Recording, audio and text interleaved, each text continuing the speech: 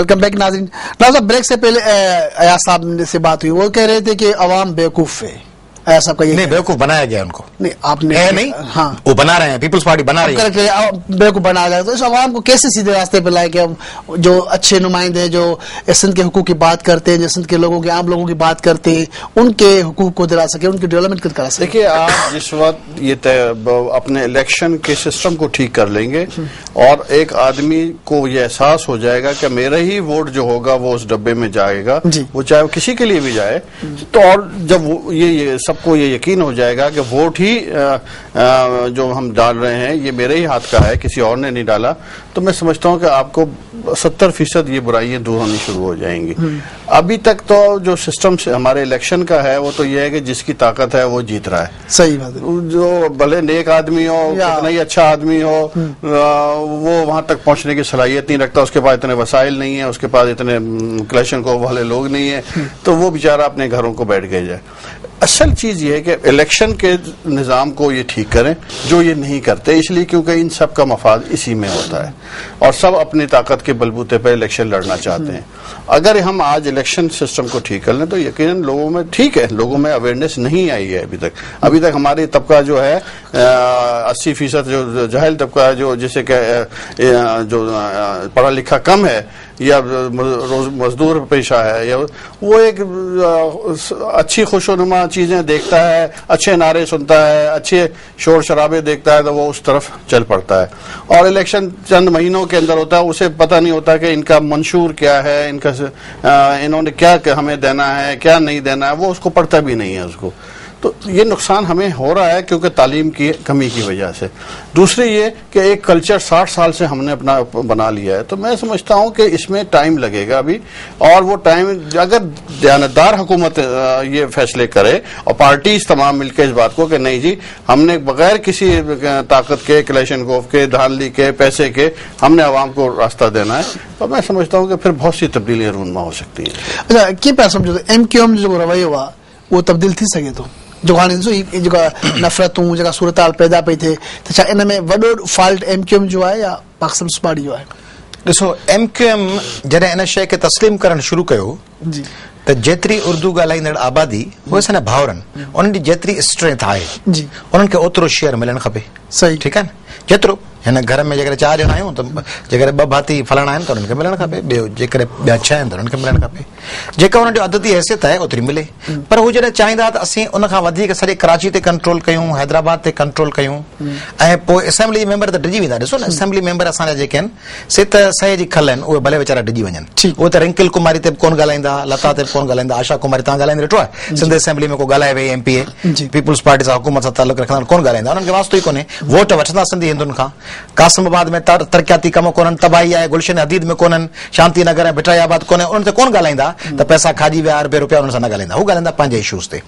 पर सॼी सिंध त ईअं कोन्हे न। MQM मिसकॉन्सेप्ट कहिड़ो आहे MQM वटि, त जेका ही पीपल्स पार्टी जीअं सुझे थी, इन्हनि खे असीं धड़को था ॾियूं, चवंदा ॿाहिरि निकिलो तुम्हें देखते हैं, ही जीअं ॾकियो वञनि, सॼी सिंध उन्हनि खे विसरियो वञे। सिंध 19 फरवरी 2009 वारी आहे, 5, 8, 13 अगस्त 2011 वारी आहे, 3 अप्रैल 2011 वारी आहे, हींअर 28 जनवरी 2012 वारी आहे, जॾहिं अवामी तहरीक नेशनलिस्ट जे सॾ ते सॼी सिंध बंदि थी वञे, सिंध सॼी पहिया जाम ऐं शटर बंदि थी, उहा उन्हनि खे विसरियो थी वञे। उन्हनि खे इहो बि विसरियो थो वञे त बेनज़ीर साहिब जी शहादत ते 5 ॾींहं सॼे पाकिस्तान जा रस्ता बंदि करण वारा सिंध जा माण्हू आहिनि। ज़ियाउल हक़ खे चैलेंज कयूं, 83 जी तहरीक में रस्तनि ते क़ुर पढ़ंदड़ माण्हू वेठा रहिया, तिलावत कंदा रहिया ऐं गोलियूं ॾिसी कोन हटिया, उन्हनि खे विसरी थो वञे। तंहिंजे करे जेके असांजा दोस्त MQM वारा हक़ीक़त पसंदि थींदा ऐं सम्झंदा त असांजो एतिरो हिसो आहे त सिंध में कहिड़ो माण्हू आहे जेको चवंदो त उर्दू ॻाल्हाईंदड़ असांजे भाउ खे नौकिरी या रोज़गार में संदसि जेको ड्यू शेयर आहे उन मिले, पर हू उन खां वधीक शेयर था घुरनि। वधीक शेयर MQM घुरे, ANP घुरे, का ॿी तंज़ीम घुरे, असांजो रुॻो MQM जी ॻाल्हि कान्हे। सिंध में को बि माण्हू वधीक पंहिंजे हद खां वधीक इख्तियार चाही, मोनोपोली चाहींदो, उहा मोनोपोली हुनखे कान ॾियण बि सिंध जा माण्हू न ॾींदा। सिंध जा माण्हू तमामु बहादुर आहिनि, दिलेर आहिनि। हिकिड़ी ॿी ॻाल्हि रऊफ़ साहब, त सिंध जो जेको मिडिल क्लास आहे सो चेंज पियो थींदो। समझो इहो ते वियो त सिंध जो जेको मिडिल क्लास हो माज़ी में हमेशह चमचागिरी ते हलंदो, वॾेरनि जी चमचागिरी पियो कंदो। सिंधी मिडिल क्लास माना सिंधी ब्यूरोक्रेट्स, सिंधी टेक्नोक्रेट्स, उहे जेके अचनि पिया उहे सम्झनि पिया, ऐं जेके सिंधी स्टूडेंट आहिनि, सिंधी यूथ आहे, उहो सम्झे पियो त हिननि शयुनि ते असां सां हक़ आहे, असां ज़्यादती पई थिए। हींअर MQM ॻाल्हाईंदी आहे कोटा सिस्टम ते। तव्हांखे हिकिड़ी दिलचस्प ॻाल्हि ॿुधायां, कोटा सिस्टम ते MQM आर्ग्यू थी करे, जेको मेरिट आहे न CSS जो इम्तिहान जिते कोटा सिस्टम कोन थो हले, उन्हनि CSS जे एग्ज़ाम्स में मेरिट वारो जेको शोबो आहे न, उन में बि मथियूं जेके 10-15%, 20% जेके मथियूं हाई पोस्ट आहिनि, से सिंध जे ॻोठाणनि इलाइक़नि जा शागिर्द था खणनि, महिनत में अॻियां थी विया आहिनि। छो? छाकाणि त कराची जे तइलीमी इदारनि खे MQM तबाह करे छॾियो। जीअं असांजे नेशनलिस्ट आहिनि, असांजे भताखोर क्रिमिनल ॾोहारी नेशनलिज्म जे आड़ में कमु कंदड़नि सिंध यूनिवर्सिटी तबाह करे छॾी, महरान यूनिवर्सिटी तबाह करे छॾियो, नारो हणी इनकलाब जो, आज़ादी जो, जमहूरियत जो यूनिवर्सिटी पढ़ाई तबाह। ऐं जीअं कासिमाबाद ऐं सिंध जे मुख्य इलाइक़नि शांति नगर, भिटराईआबाद, गुलशन अदीद में नेशनलिस्ट सदाए वॾो नारो हणी ऐं मरसूं करे ऐं पोइ पंहिंजे दुकानदारनि खां भतो वठिबो आहे, प्लाट ते कब्ज़ो कबो आहे, उन खां मोटरसाइकिल फुर कराइबी आहे।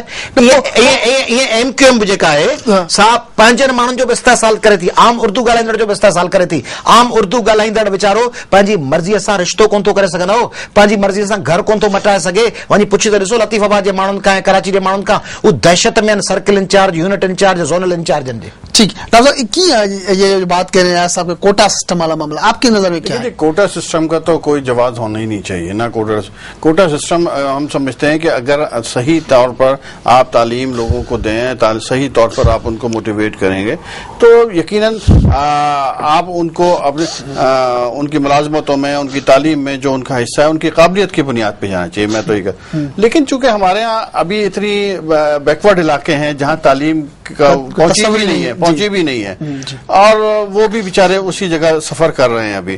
तो यकीनन ये चीज इसलिए मजबूरी है कि इसका एक सिस्टम मैकेनाइज होना चाहिए जिसमें कि उन इलाकों को कि जो के इलाके अभी बैकवर्ड हैं, जहां तालीम का वो शोर नहीं है, तालीमी इदारे अच्छे नहीं है, वो अच्छी तालीम हासिल करने की सलाहियत नहीं रखते, उनके पास वसाइल नहीं है, उनको यकीनन अकोमोडेट करने के लिए, उसमें एक हिस्सा देने के लिए ब्यूरोक्रेसी में हो या मुलाजमतों में हो या किसी में, इसलिए उनको कोटा सिस्टम का एक लेवल जरूर रखना चाहिए। वो तो ऑलरेडी 64 सही पूछे नवाब साहब सही पूछे त जेके बैकवर्ड एरियाज़ आहिनि उहे जेसी ॾिसो न, जेसी कंदकोट ऐं गौसपुर जे माण्हूअ खे ऐं कड़े गंवर जे माण्हूअ खे जेसी कराची जहिड़ी तइलीम मिले, ओड़ी एजुकेशन मिले, ओड़ा ट्यूटर्स मिलनि, तेसी उन वीचारे खे कोटा सिस्टम जे ज़रिए कुझु त गुंजाइश मिले थी, उहा बि न मिले, या त ओड़ी पढ़ाई ॾियो।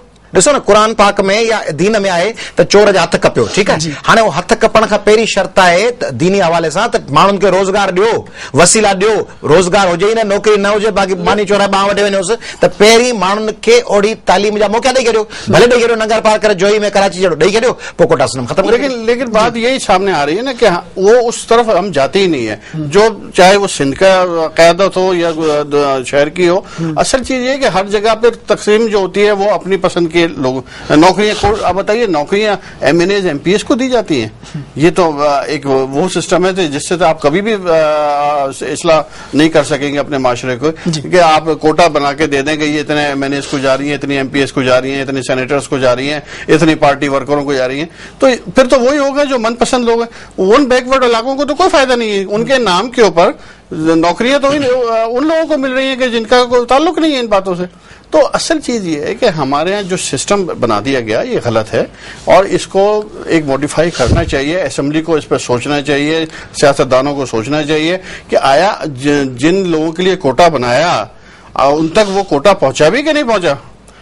मुझे याद है 85 में मैंने असेंबली में यही सवाल उठाया था और उसका मैं रिकॉर्ड मांगा था, तो मेरे पास जब लिस्टें आनी शुरू हुई तो मैं तो परेशान हो गया कि उन जिन इलाकों के लिए कोटा के ऊपर पीपल्स पार्टी ने और दूसरे लोगों ने शोर किया था, बनाया था, वो तो बेचारे 5% भी नहीं आ रहे थे वहां से निकल के। सबके डोमिसाइल यहीं के थे, सब यहीं से पढ़ के जा रहे थे और नौकरियां ले रहे थे बड़ी बड़ी जाके वहां। इसलिए मैं समझता हूं कि इस तमाम चीज को दयानतदारी के साथ हल करना चाहिए और जैसे पलवी साहब ने कहा कि हर एक का एक हिस्सा है, वो हिस्सा उस तक शेयर पहुंचे और उसकी जो स्ट्रेंथ है उस तक पहुंचे, तो मैं समझता हूं कि किसी भाई को कोई एतराज नहीं होगा इस बात का। हिस्सो तो भत्ताखोरी में गलत है तो किन बात तव्हां सही पिया चओ त हिकिड़ो लीगल हिसो थिए थो, ॿियो इलीगल हिसो थिए थो। ॾिसो असांजी हिसे मां मुराद मुंहिंजी ऐं नवाब साहिब जी जॾहिं ॻाल्हि आहे, हिसे मां मुराद पहिरीं ॻाल्हि आहे त सिंध जे माण्हुनि में हिसो तक़सीम थिए, ॿियो असांजो आहे त पाकिस्तान मां असांखे हिसो मिले। ॾिसो पाकिस्तान में असांजो हिसो आहे न, पाकिस्तान में असीं हींअर बि 35% जे क़रीब आहियूं सिंध जा माण्हू, जेके घटि करे ॾेखारींदा अथव भई आहिनि की 25-30 सैकड़ो, सिंध जा माण्हू 35 खां 38% आहिनि सॼे पाकिस्तान में। 73% सॼे पाकिस्तान जी गैस असीं था ॾियूं, 69% पेट्रोल था ॾियूं, 2 बंदरगाह था ॾियूं, बिलियंस जो कोयलो आहे असां वटि, सभु वसीला असां वटि आहिनि।